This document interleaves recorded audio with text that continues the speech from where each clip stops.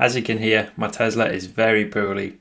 So this noise, which appears to be coming from the back passenger side suspension, started a couple of weeks ago and has gradually got worse and worse. Up to the point now where even if I go over any little bump in the road, it makes this horrible squeaky noise. So I booked in a call with Tesla service via the Tesla app and was able to get an appointment around 4 days later at the Newcastle branch. So I thought it was a good chance to check out the Tesla service and see if it was up to scratch and let you all know how I got on. Let me know in the comments if you have any experience of Tesla service yourselves, whether good or bad. It'd be good to know what other people's experiences were like as well. Maybe though in hindsight I should have tried to fix this issue myself, because it's looking like it's going to be a very expensive bill.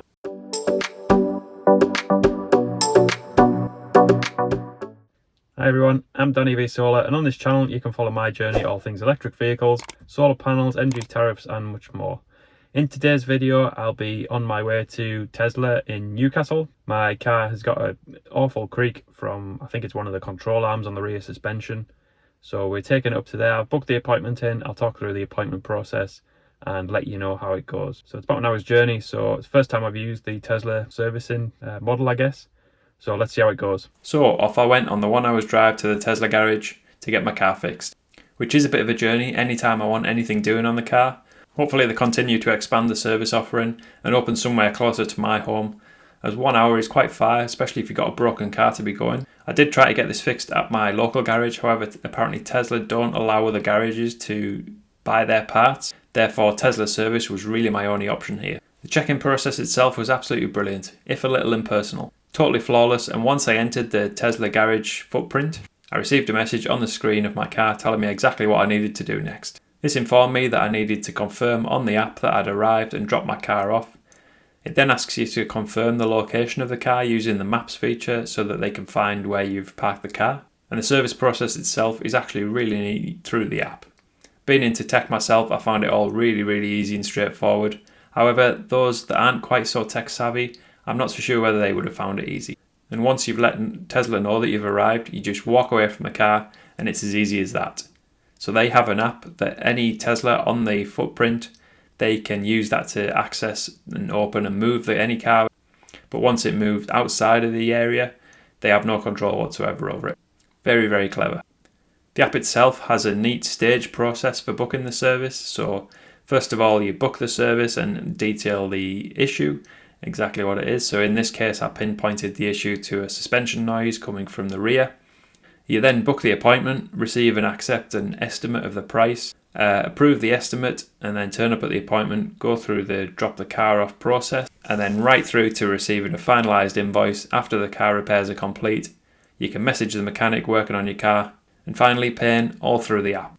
My next stop was the Tesla showroom, where I spent most of the day working on my laptop, and the showroom had a look and feel of any standard modern showroom, showcasing all of the Tesla's latest technology, including the Powerwall, superchargers, and all of the Tesla merchandise you could ever want. They also had a brand new Model 3 in the showroom at the time, so I took a good look around that. Debated getting a test drive, and then decided that I would probably want to buy one if I went for one, so decided to get to work instead. Unfortunately, the repair itself took all day, and then around about 4:30 PM, the mechanic who was working on the car came to speak to me and said that they could not solve the issue. Here's a clip of when I arrived back home explaining what happened next. Well, back home, and I still have a creak unfortunately in my car. So Tesla took a good look at this. I spent most of the day in the showroom working while they worked on the car. So they had a recall to do on the wiring harness going to the boot as well.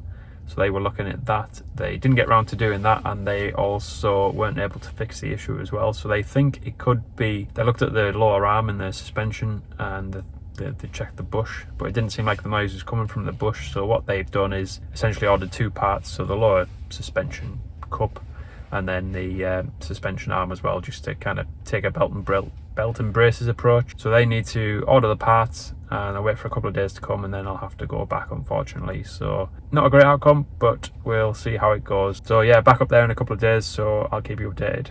So on the day, I only got charged the £100 diagnostic fee, which is quite steep considering they didn't actually diagnose the issue anyway, but I think this is pretty comparable with any modern day garage. And then he also received a quotation for the repairs that they were going to carry out next time I visited. So as mentioned, the mechanic couldn't really pinpoint where the noise was coming from, and he'd ordered 2 separate parts to see if they could fix the issue. Based on my original request, they estimated that the cost for the repairs would be about £198, which would have been absolutely fine, although they did say that this could change based on when they see the car, and that's exactly what happened. So once I left Tesla, I got the estimate through the app for the next visit, which I had to book in, and this consisted of both the recall repair on the boot lid wiring harness, which they didn't get round to, and also, as you can see, a rear lower link assembly piece and a rear spring. And unfortunately, as my car is 5 years old, none of this was covered under warranty, as that expired after 4 years, and the estimate of the price gave me a bit of a shock. Tune into part 2 of this story coming soon, and find out how much I got billed, and also whether Tesla could fix this at the second time of trying, and get the issue fixed once and for all. If you want to support my YouTube channel, please subscribe to follow my content. I've got plenty of exciting things coming up, and like this video if you enjoyed it. And if you're considering buying a Tesla yourself, it would be great if you could use the referral code that's on screen now. If you use this, you get £1,000 off your purchase price of the Tesla. These videos take a long time to make, and whilst working full time and juggling family life and 2 kids as well, any support, any likes, any comments is really appreciated. Thanks for watching, and I'll see you on the next one.